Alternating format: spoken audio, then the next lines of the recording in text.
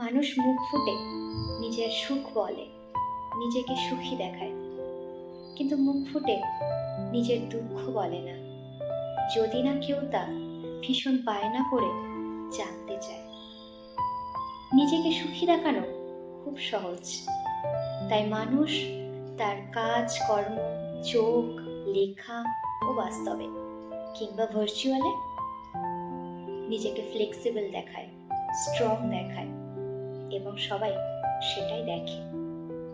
কিন্তু দুঃখ দেখানো কঠিন, দুঃখ জানানো কঠিন, দুঃখ সবাইকে বলা যায় না। মন খারাপের কারণ সবাইকে বলা যায় না। কেমন আছি জবাবে সত্যি ভালো নেই এটাও বলা যায় না। দুঃখ বলার জায়গাটা কমফোর্ট জোন হতে হয়।